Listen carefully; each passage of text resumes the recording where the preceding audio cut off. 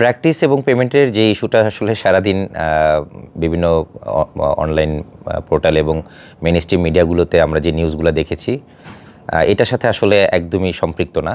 আমরা অলরেডি প্রতিটা প্লেয়ারকে ম্যানেজমেন্ট থেকে কমিটেড আগামীকালকে অর্থাৎ 16ই জানুয়ারি পেমেন্ট দেয়া হবে।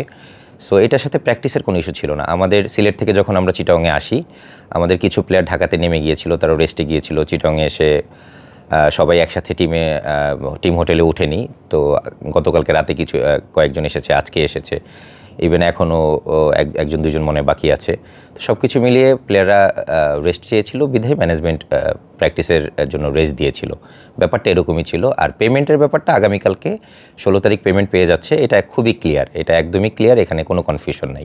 এখন 16 জানুয়ারি পেমেন্টটা নিয়ে যেহেতু পেমেন্টটা একটু ডিলে হয়েছে, টু বি ভেরি ফ্র্যাঙ্ক, এই জন্য আসলে সবার কাছে আমরা দুঃখ প্রকাশ করছি, এটা হওয়া উচিত ছিল না। তো পেমেন্ট যেহেতু আমরা আগামীকালকে দিচ্ছি, আগামীকালকে বৃহস্পতিবার, তো শুক্র শনি বন্ধ, ওই জন্য ম্যানেজমেন্ট চিন্তা করেছে 25% পেমেন্টটা অন ক্যাশ হবে।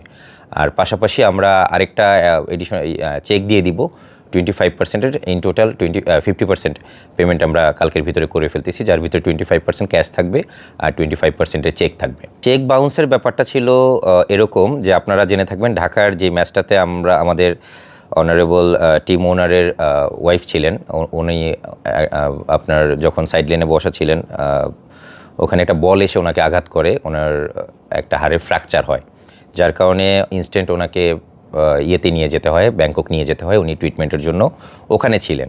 তো চেকটা আমরা তার আগেই দিয়ে ফেলেছিলাম। তো যখন চেকটা আমরা লিখে ফেলেছিলাম, তো ওই ডেটে বাট উনি ছিলেন না, তখন উনি আমাদের জানালেন যে, আমি তো দেশে নাই, তুমি টিমকে কমিউনিকেট করো যে আমি আসার পরে যেন চেকটা জমা দেয়, নাহলে তো ফোনে আমাকে ব্যাংক পাবে না।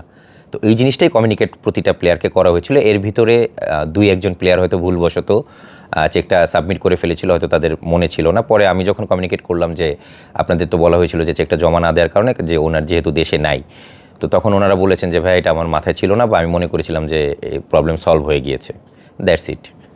না, বিসিবির সম্মানিত প্রেসিডেন্ট সাহেবের সাথে কথা হয়েছে, আমাদের টিম ওনার ফোনে কথা বলেছেন, আমি নিজে পার্সোনালি গিয়েছিলাম ওনার সাথে দেখা করতে। তো ওনার সাথে খুব সুন্দর কথা হয়েছে। যেটা হয়েছে, উনি জানতে চেয়েছিলেন যে ওভারঅল সিচুয়েশনটা কি। খুব অল্প, খুব শর্ট একটা মিটিং হয়েছিল। তো সেখানে ওনাকে আমরা কারেন্ট সিচুয়েশনগুলো ব্রিফ করলাম, কোথায় কোথায় আসলে গ্যাপটা হচ্ছে, এবং পেমেন্টটা যে আসলে আমরা অন টাইমে দিতে পারিনি, এটা অবশ্যই আমাদের, এই জন্য আমরা দুঃখ প্রকাশ করেছি।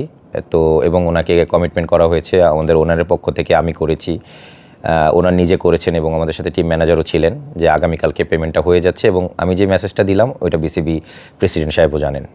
আচ্ছা দেখেন, আমরা শুরু থেকেই চেষ্টা করেছি, যেহেতু একটা নতুন ফ্র্যাঞ্চাইজি, একদমই নতুন ফ্র্যাঞ্চাইজি, আমাদের একদমই এক্সপিরিয়েন্সেরও কিছু ল্যাকিংস ছিল। তো ওই ক্ষেত্রে বুঝে উঠতে হয়তো একটু সময় লেগেছে, বাট আমরা খুবই আন্তরিক প্রতিটা প্লেয়ারের ব্যাপারে।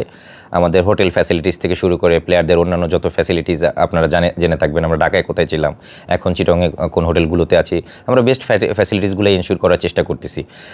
পাশাপাশি বোনাসের যে ব্যাপারটা, বোনাস আমরা ফার্স্ট ম্যাচ উইন করার পরেই কিন্তু আমরা একটা বোনাস ডিক্লেয়ার করেছিলাম, সেটা আমরা সিলেটে যে আমরা সেই বোনাসটা দিয়েছি। এবং এখানে আমি আরেকটা জিনিস এডিশন অ্যাড করতে চাই, আমাদের পেমেন্টটা ডিউ হওয়ার কারণে আমাদের টিম ওনার যখন সিলেটে আসেন, আমরা প্রতিটা প্লেয়ারকে টিম উইনিং বোনাসের বাইরেও আমরা লোকাল 14 জন প্লেয়ারকে 1 লক্ষ টাকা করে আমরা এটাকে গিফট বলেন বা বোনাস বলেন, এডিশনাল আমরা দিয়েছি।